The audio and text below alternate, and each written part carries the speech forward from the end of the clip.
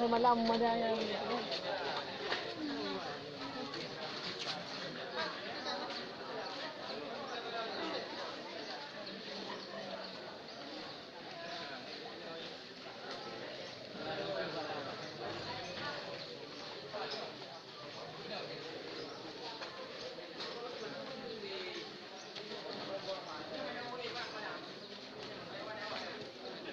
gambar jauh.